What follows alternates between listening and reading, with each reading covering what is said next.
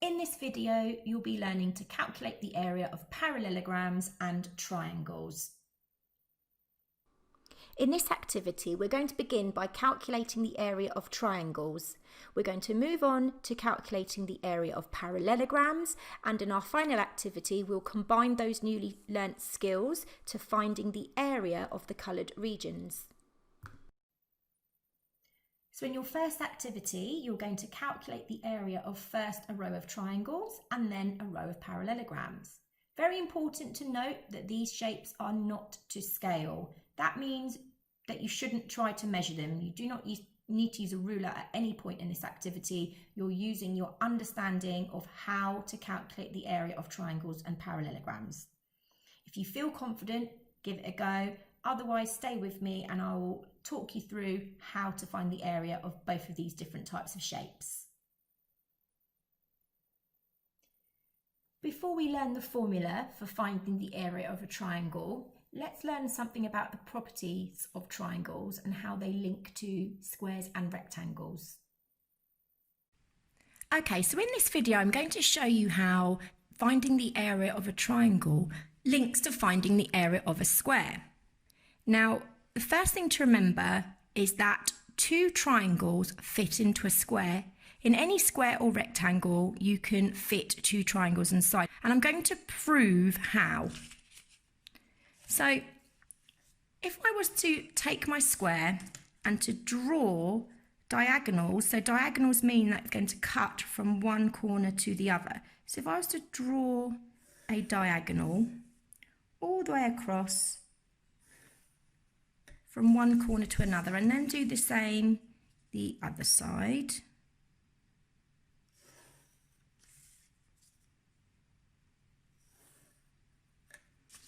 You can see on my square that I have two diagonals and it creates four triangles. But two of those triangles create a larger triangle. So for example, I could fold my square like that. And that's created two triangles. I have a triangle here and I have a triangle here. Or I could fold my square this way and I have two triangles. I have one triangle here and one triangle here.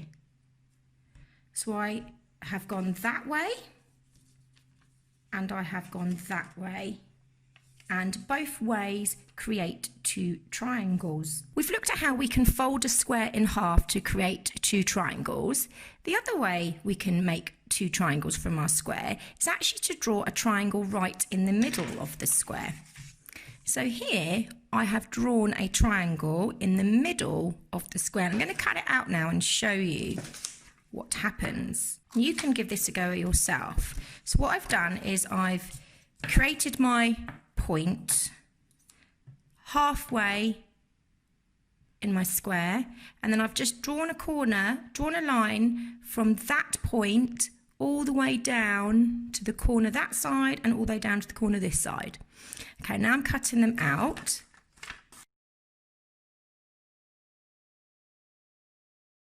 So from my square, by creating that triangle in the middle here, if I take these two pieces and if I put them like this back to back, they actually create an identical triangle to this one. I could actually place them directly onto this triangle and they are the same. So inside every square fits two triangles, which is why to find the area of a triangle, we find the height versus the base. We multiply the height and the base, and then we halve it. Because if this was back to being a square, and we found the height, which would be the same as this, the height is the same all across this square, across the width. So if I found the height of this triangle and the base of this triangle, that would give me the area of the complete square. But actually, the triangle is actually only half of that. So that is how the area of a triangle links to the area of a square. Okay, so let's have a go at calculating the area of a triangle. Here we have a triangle with a base of 8 and a height of 12. So to find the area of a triangle, we multiply the base by the height and then we divide it by 2. Okay, you might see it. You might also see it written like this: base times the height divided by 2, or the base times the height, because we don't need to use a multiplication symbol, divided by 2, okay? But the most important thing is you're remembering that you are multiplying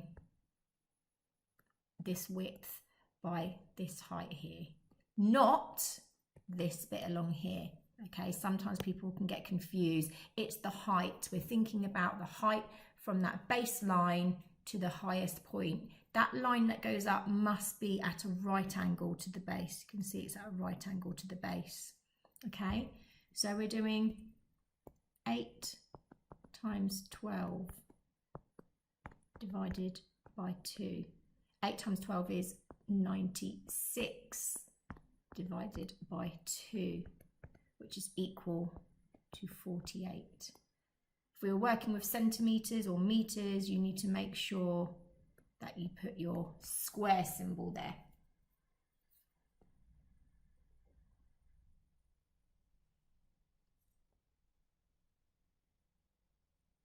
Okay, so now we have another example. Again, we need to do base multiplied by height divided by 2. Okay, my base is 12. My height is 9. Okay, that is the highest point. That is the tallest point. And that line is at a right angle to my base. It's at a right angle. So it's 12 times 9 and then divided by 2.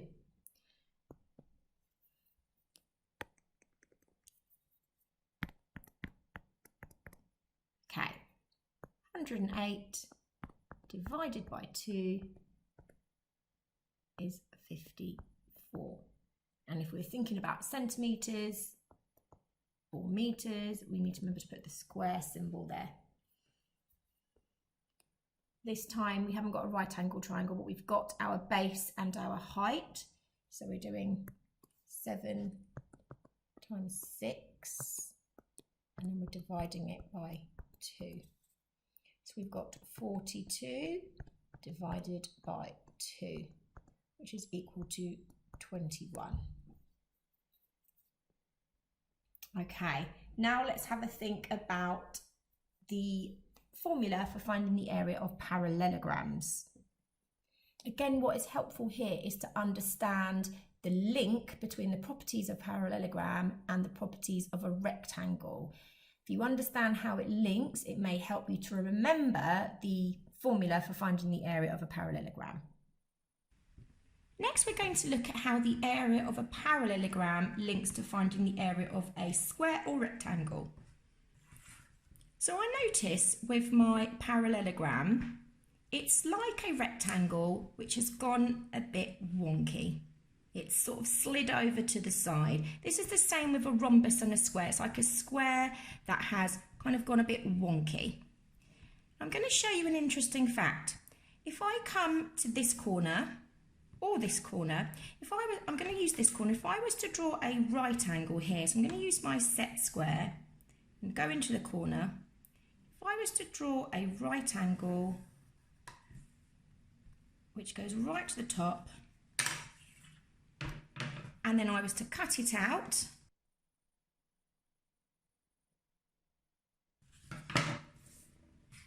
I can put this missing piece on the other side,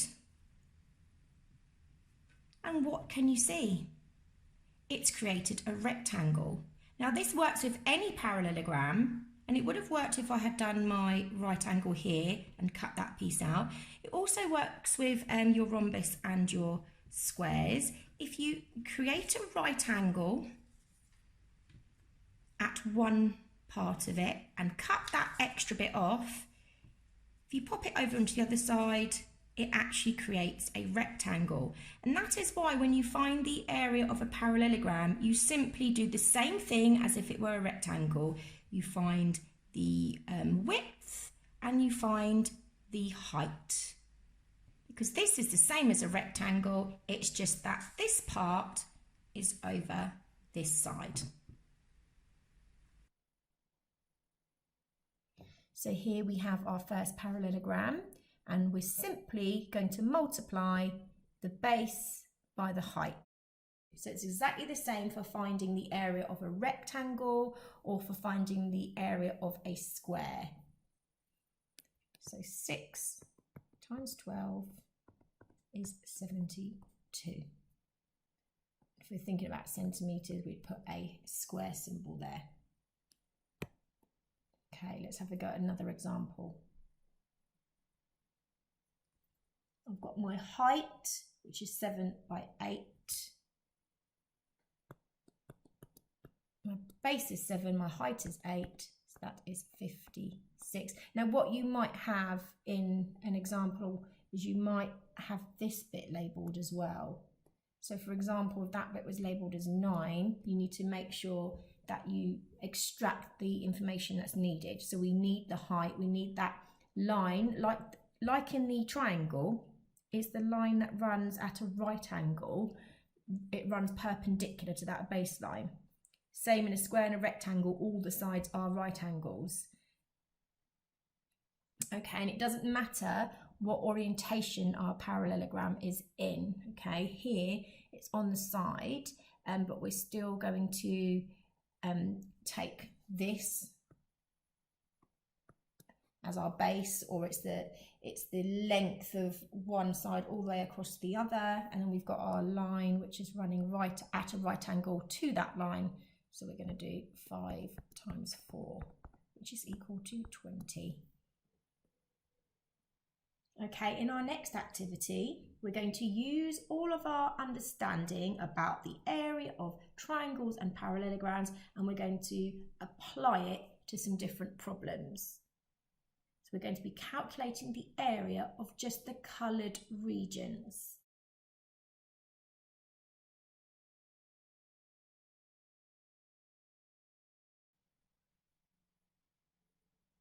Okay, I want to find the area of the coloured regions.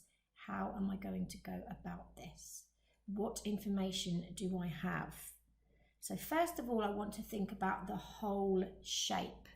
Okay, so if I was to think about this whole shape, if I was to ignore the parallelogram and the two triangles within it, what have I got? Well, I've got a rectangle. I've got a rectangle and I have information about its width. There's the width of the rectangle, it's 11. And I need to know this information here. Well, I actually have that information. It's going to be exactly the same as this line here. Okay, that line, that height is going to stay the same along the whole width of that rectangle. So if I was thinking about the whole rectangle, the whole shape, I would need to do 11 times 4. 11 times 4, which is equal to 44. So I know that my whole shape has an area of 44. Now I want to find out what my two coloured regions add up to. So what I could do is I could subtract this white area here. If I find out the area of that shape and subtract it from my whole rectangle, I'll be left with the area of my triangles. Okay, so let's look at that parallelogram. That white area in the middle is a parallelogram. What do I know about the area of a parallelogram? Well, I need to know its base, which I have here, and I need to know its height, which I have here. So this space here is 8 times 4, which is 32. So I've got the area of the whole shape, which is 44, and I've got the area of the white area, which is 32. Now, if I was to find the difference between those two spaces, I have 12. So my coloured regions add up to 12. You could also go a step further by saying that each one is 6, but you're asked to find the area of the coloured region. So in this example, your answer would be 12. Let's have a look at another example. Okay, what do I have here? I have an overall shape, which is a rectangle. Let's find out the area of that first. Do I have the information I need? I've got my length and my width there. 7 times 6 is 42. I know that this whole shape is 42. But I need to know the coloured regions. Okay, so again, what I could do is I could subtract this triangle here from the whole shape, and that would give me what the coloured regions total. Do I have enough information for my triangle? How do I find the area of a triangle?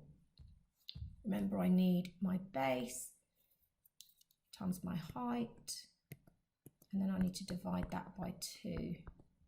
So my base is here, 6. I need my height. I need from here up to here. Well, actually, that's going to be the same as this. It's going to be exactly the same as this.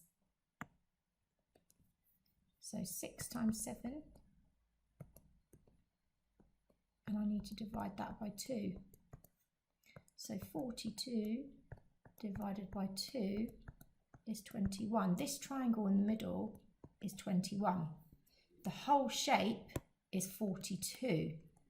So if I subtract that centre section from the whole shape,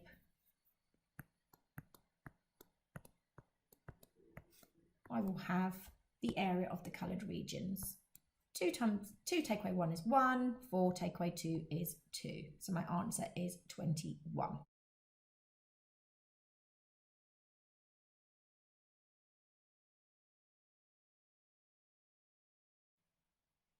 Let's have a go at another one. Okay, as I said before, it doesn't matter what orientation your shape is in, you can still apply the same rules. Okay, so I need to find out the area of my coloured regions here. Now, what is that whole shape? It's not a rectangle. It's a parallelogram. So the first thing I need to do is to find the area of the whole parallelogram. Do I have all the information I need? Well, yes, I do. I know this bit's 6. I've got my height here. It's at a right angle to that line. So I'm going to multiply 6 by 3, which is 18. That gives me the area of the whole shape. Next, I need to find out what this area is so I can subtract it. Do I have the right information for that? What shape is it? Well, it's a triangle. It doesn't actually matter if I think about this as being the height and this being the base, or if I think about rotating the shape and that's the height and that's the base. Doesn't really matter. Either way, it's going to have the same answer. So remember, I'm doing base times height, divide by 2. So I'm going to do 3 is the base, 6 is the height, 3 multiplied by 6 and divided by 2, which is 18, divided by 2, which is 9. Okay, I now need to subtract. Started of 18, the white region is 9, which means the coloured regions add up to 9.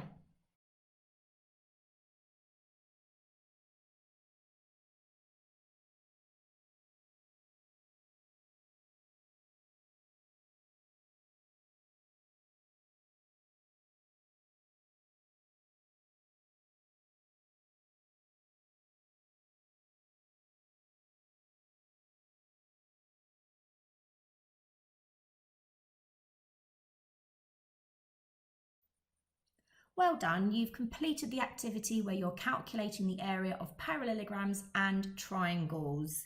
Okay, so now you should be ready to have a look at the past SATs questions. Take a look at where this math skill has appeared in different types of questions in past SATs papers. Good luck!